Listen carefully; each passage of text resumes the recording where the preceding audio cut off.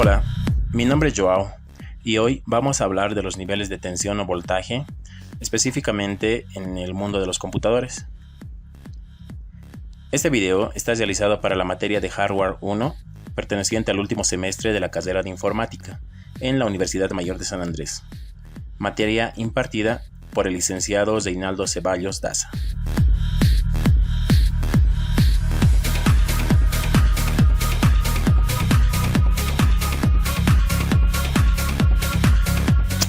¿Qué significa tensión?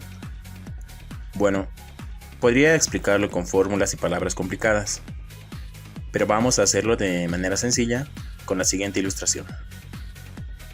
Digamos que tenemos este circuito eléctrico simple con dos electrones. Ahora puedes ver que están en movimiento, pero la realidad es que no pueden moverse por sí solos. Para moverse necesitan de alguna fuerza que los empuje a través del circuito eléctrico y en una dirección correcta. Pues bien, a esta fuerza invisible se la conoce como tensión. La tensión se mide en voltios, en honor al físico italiano Alessandro Volta, que entre sus logros inventó la pila eléctrica en 1799.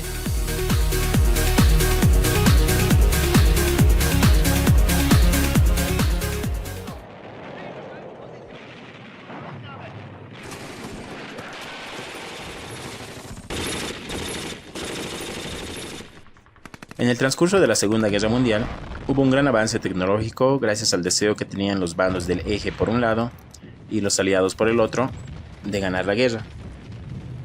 A mayor tecnología, mayor era la probabilidad de salir victorioso.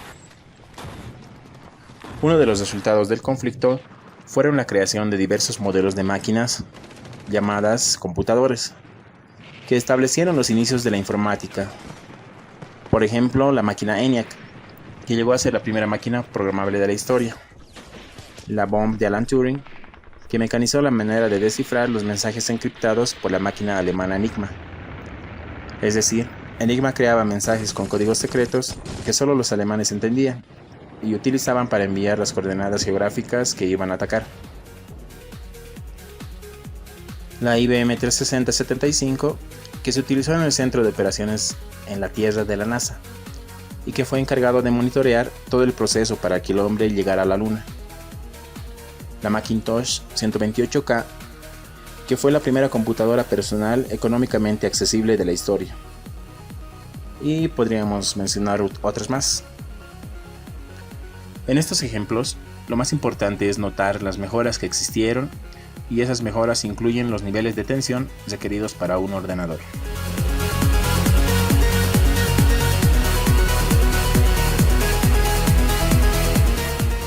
Vamos a abarcar lo que más nos interesa, el nivel de tensión en los computadores actuales. Para saber esto, vamos a separar una computadora actual en sus componentes esenciales. Estos componentes serían una fuente de poder, un case, una tarjeta madre, el disco duro, la memoria RAM y el procesador. Vamos a estudiar el voltaje necesario para el funcionamiento de cada uno de estos componentes. Comenzamos con la fuente de poder. Hoy en día, por estándar, a la fuente de poder pueden ingresar 110 voltios según la norma americana o 220 voltios según la norma europea. Anteriormente era común que tengan un switch en la parte de atrás, que se intercambiaba según sea el caso. Pero hoy en día es común ver que ya no lo tengan. Para la salida generan 3,3 voltios de los cables anaranjados, 5 voltios de cables rojos, 24 voltios de cables amarillos, 12 voltios de cables azules y 5 voltios de cables púrpura. En total no superan los 50 voltios que la fuente dispone para hacer funcionar todo el computador. El case solo requiere 5 voltios, pero no se utiliza completamente. Dispone de acuerdo a la cantidad de periféricos que se conectan al mismo, flash, mouse, teclado, parlantes, etc. Mientras más periféricos tenga conectada, más voltaje va a utilizar. La tarjeta madre que está configurada para disponer de hasta 12 voltios. Esto se debe a que la tarjeta madre se conecta en prácticamente todos los dispositivos de un computador. El disco duro, que generalmente disponen de 5 voltios para su funcionamiento. Esto en el caso de que sea un disco duro rígido. La memoria RAM, que se conecta a unos sockets DIMM, los cuales disponen de 3,3 voltios para hacerlas trabajar.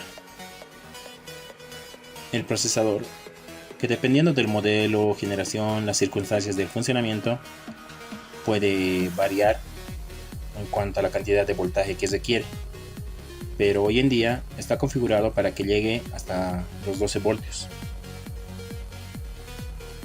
Cabe recalcar que todas estas medidas no son un estándar, difieren de un computador a otro.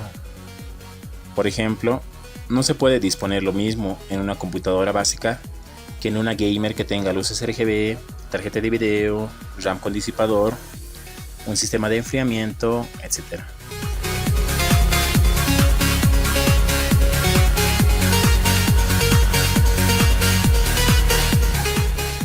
Podemos concluir que en el transcurso de la historia, los computadores se hacían cada vez más eficientes y por tanto el voltaje que requerían era menor.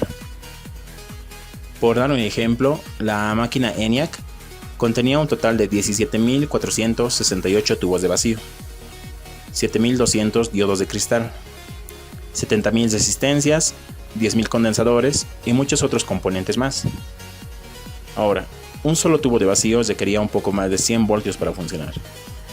Aparte, tenemos que contar el aire acondicionado, refrigeración, mantenimiento, luz y otros componentes indirectos que requerían los espacios gigantes donde se instalaban estas máquinas. Al comparar todo eso con el primer ordenador personal de Apple, la Macintosh 128K, que solo necesitaba 110 voltios para funcionar, podemos notar la diferencia abismal. Y ni hablar de las computadoras personales de hoy en día, a las que les ingresan 110 o 220 voltios, pero solamente disponen de un promedio de 60 para hacer funcionar todo el computador.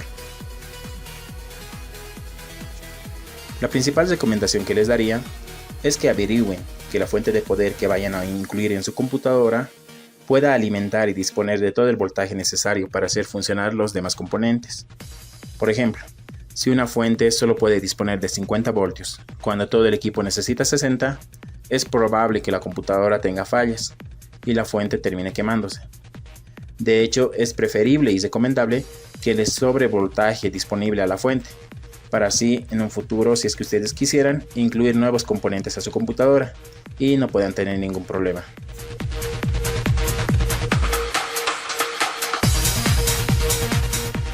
Y eso fue todo.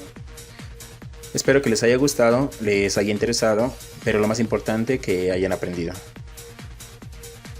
Si los temas informáticos les producen curiosidad, o tal vez quieren saber cómo es la U o cómo pasamos clases virtuales en la UMSA, entren a este canal, revisen los demás videos y curiosen un poco. Aquí van a encontrar mucho material.